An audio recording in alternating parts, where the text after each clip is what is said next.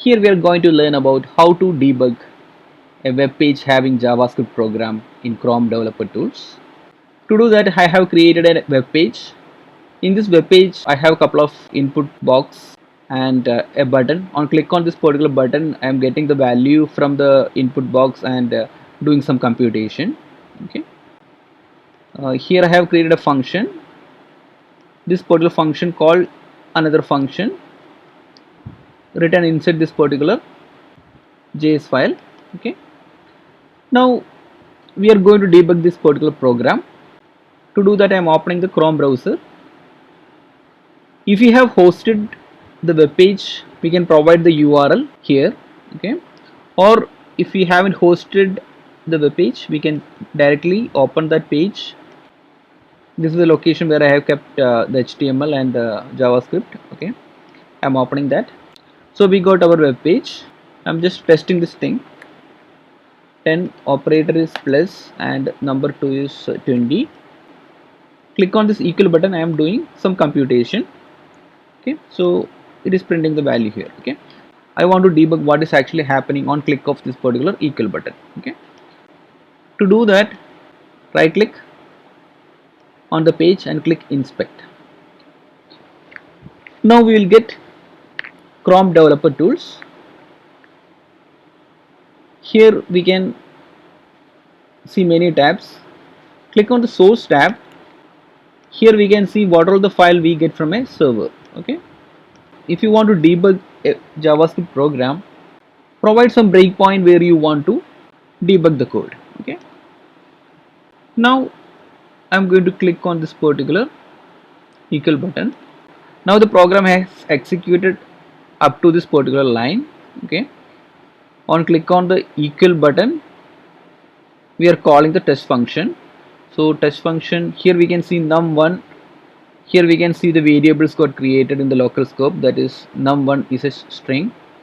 And if you want to execute code line by line, we can use these buttons. Okay, step into next function call, or we can use this button. Okay, step. Okay, there is a slight difference between these two. I will tell you that later. Okay, now I'm executing step by step. Okay, here we can see while executing step by step what are the variables and what are the changes happening in the variables we can see here. Okay, now num1 become integer. Okay, right. Now here in this particular line I am calling another function, calc function, right? So I have written a calc function inside this particular JavaScript file. Okay, if you don't want to go inside a particular function and debug what is actually happening there, we can use this. If you want to go inside a particular function, we can use this particular step into. Okay, so it is stepping into that particular function. Here I am calling another function, right? So if I want to go inside that, I can click step into. Now I am inside a particular function. If I want to come out of that particular function, okay, I don't want to further execute line by line, so what I can do, I can use step out. Okay, it will execute the function and go back to the caller function. Okay, if I don't want to further execute line by line, I can use resume button.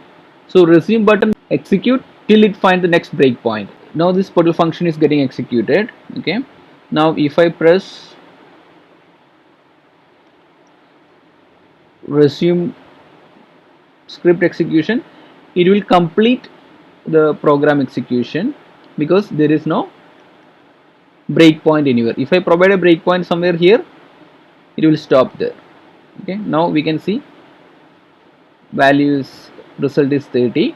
Okay, and if I further resume, there is no further breakpoints, so it will complete the program and print the value here. Okay, so that is the way to debug a JavaScript program. Okay, while debugging, if you don't want to go inside a particular function, we can use this. If we want to go inside a particular function and debug that, we can use this particular button. Okay, and if you want to come out of a particular function, we can use step out. Okay, and this step into current function and step is similar. Okay, we can either use this one or this one. Only difference is that this one, if we use step, it won't go inside async functions written in JavaScript. If there is an asynchronous functions, the debugger won't execute inside that particular functions. Okay, that is the difference between these two. Okay, if you don't want any breakpoints, we can use this disable breakpoints.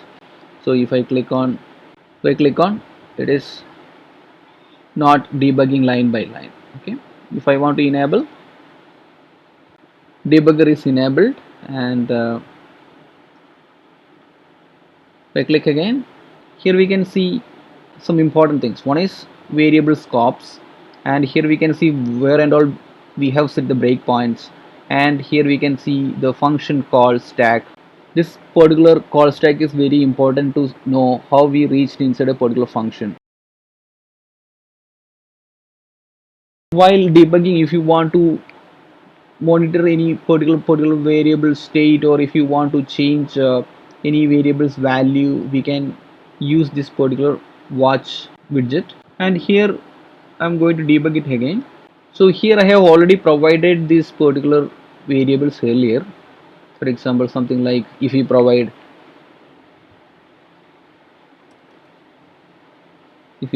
some expression num1, okay, we will get what is the value of num1. Okay, if we want to change the value of num1 to something different, that also we can do. Okay, I'm providing num1 equal to 1000. Okay, now if you run this particular program,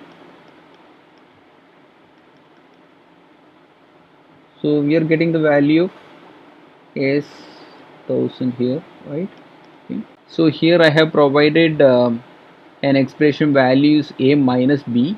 Inside this particular function I have provided value equal to a minus b. That is why I got 1000 minus 77 equal to 923. Okay, so here we can change any statement as well, like this. Okay. I hope you got some idea about what is actually the watch window, where you can change the value of a particular variable, or if you want to change variables expression or statement, that also you can change here. Okay, I hope you got some idea about how to debug a JavaScript program using Chrome. Thanks for watching this.